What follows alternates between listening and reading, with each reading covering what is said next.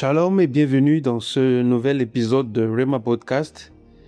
Cette semaine, Dieu nous fait la grâce de parler d'un thème, d'un sujet profond, je dirais extrêmement important. Le thème, c'est l'époux idéal.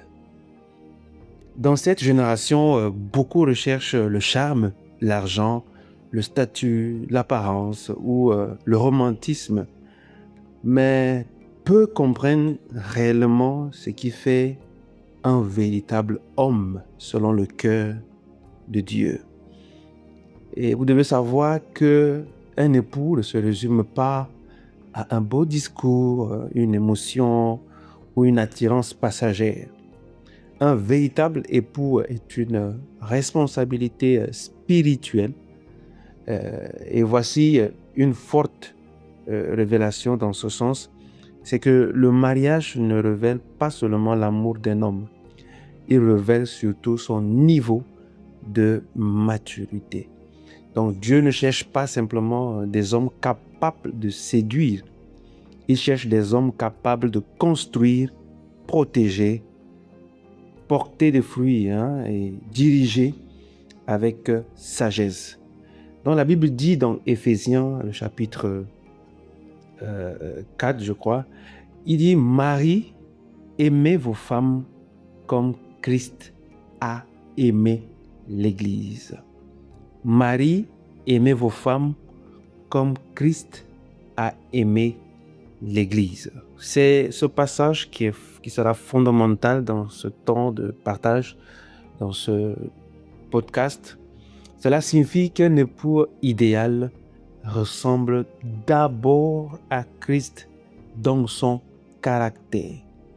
Aujourd'hui, ce qui doit être un élément crucial pour valider la préparation d'un homme, d'un jeune homme pour le mariage, c'est la ressemblance de Christ qu'on peut retrouver en ce dernier. Et cela pourra lui permettre d'aimer comme Christ. Le premier point que nous allons aborder, un époux idéal est d'abord guéri intérieurement. Voici une vérité que beaucoup ignorent. Un homme blessé peut aimer sincèrement, mais faire souffrir profondément. Il y aura des retombées. Pourquoi on dit cela? Parce qu'on donne souvent aux autres ce que l'on a intérieurement, ce qu'on porte intérieurement. Donc un homme rempli d'amertume, de rejet, de colère, de traumatisme, d'insécurité et tout cela, il finit souvent par projeter cela dans son foyer. Et c'est dangereux. C'est dangereux. Et voici une révélation percutante dans ce sens. Beaucoup de couples souffrent non par manque d'amour, mais par manque de guérison intérieure, des blessures qu'on a trimballées dans le passé, dans nos anciennes relations, qui finissent par avoir une répercussion sur le foyer. Donc, un homme qui n'a jamais appris à gérer ses émotions, à communiquer sainement, à guérir ses blessures ou à maîtriser sa colère, peut détruire émotionnellement son épouse sans même s'en rendre compte. Donc, l'époux idéal n'est pas parfait, mais c'est un homme qui accepte d'être transformé par le Seigneur. Alléluia.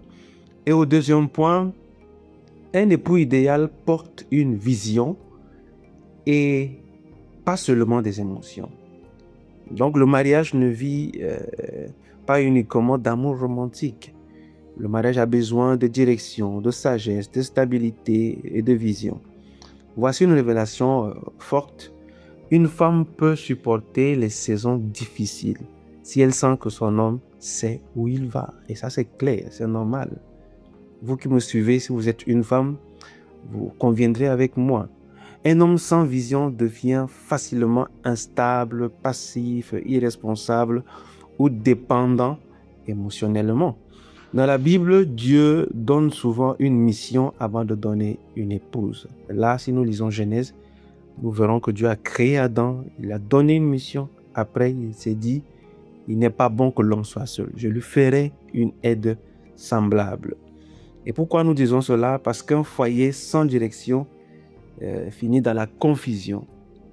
Et l'époux idéal comprend que sa famille est une mission, son loyer est un jardin à protéger et ses décisions affectent plusieurs générations. Et je m'attarde un peu pour soulever un sujet, une révélation très importante dans la Bible. Vous voyez, Christ aime l'Église et Christ n'aimerait pas que l'Église soit exposée ou que les faiblesses de l'Église soient exposées. De nos jours, quand nous voyons les serviteurs de Dieu, que ce soit dans l'Église, il y a un combat, on s'expose, on se présente devant la justice les uns avec les autres en accusant les uns les autres. Nous sommes en train de nous exposer et Christ en tant que l'époux de l'Église n'est pas en posture d'accepter cela.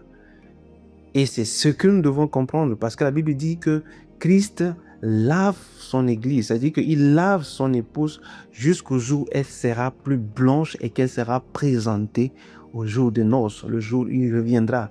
Donc, un mari qui se calque sur l'exemple de Christ comprendra que exposer son épouse, exposer les faiblesses de son épouse n'est pas spirituel, ce n'est pas un signe de sagesse.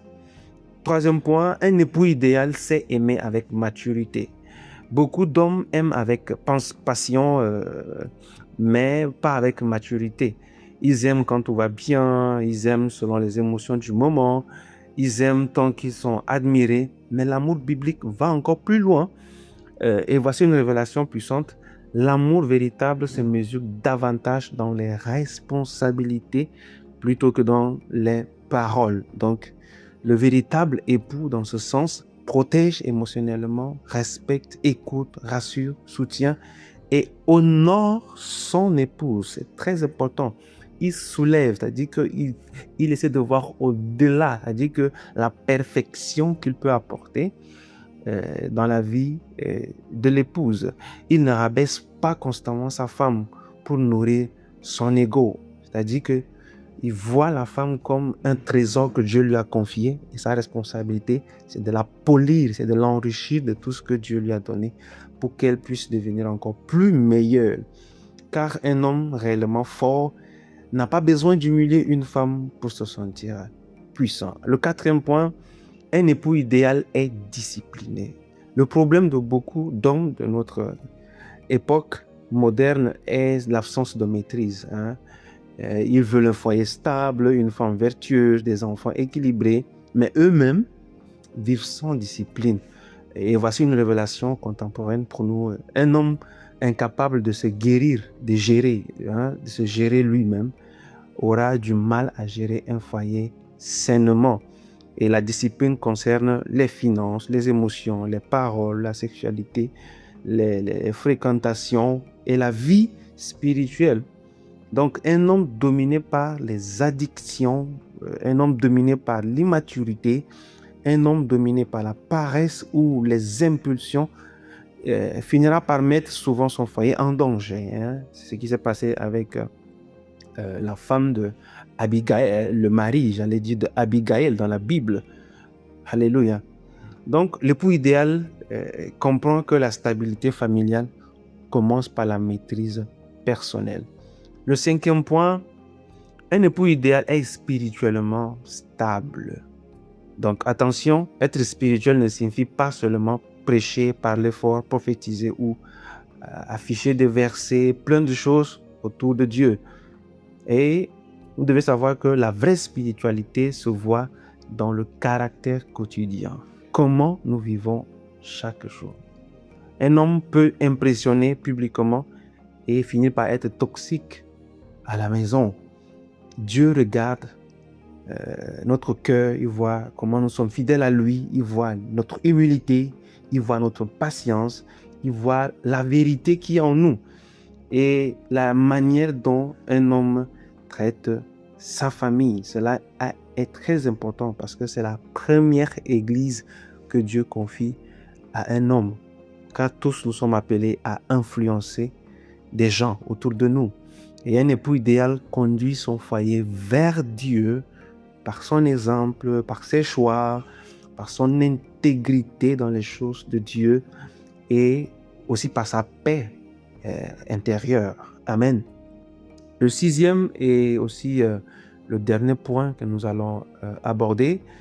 Un époux idéal comprend que le mariage est une alliance et non une consommation. Alléluia. Nous vivons dans une génération qui, je dirais, consomme facilement les relations, les émotions et même les êtres humains. Mais le mariage biblique est une alliance sacrée. Voici une révélation que nous pouvons partager, c'est que beaucoup veulent les bénéfices du mariage sans accepter les responsabilités de l'alliance.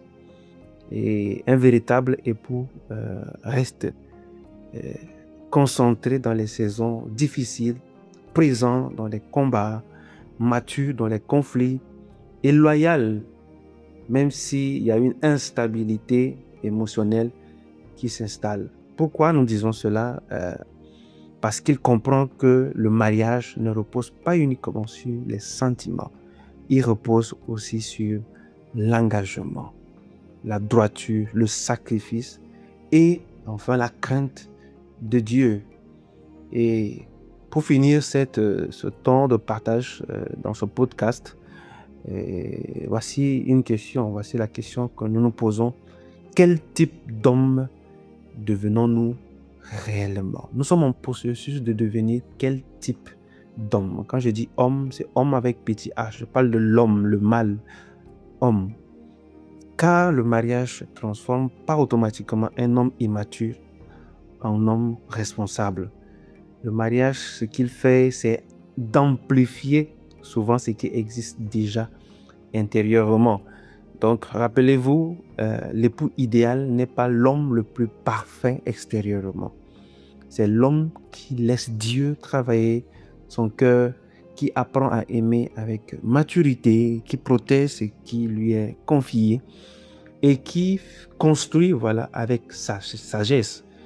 Car au final, un grand époux ne se reconnaît pas seulement à ce qu'il possède. Il se reconnaît surtout à la paix, à la sécurité et à la stabilité qu'il apporte à sa maison, à son foyer. Merci de nous suivre dans ce nouvel épisode de Rhema Podcast de cette semaine. Merci pour votre bien aimable attention et nous vous disons merci. Soyez bénis et partagez ce podcast autour de vous avec quelqu'un qui sera certainement béni et que le Seigneur vous bénisse dans le nom puissant de Jésus. Amen.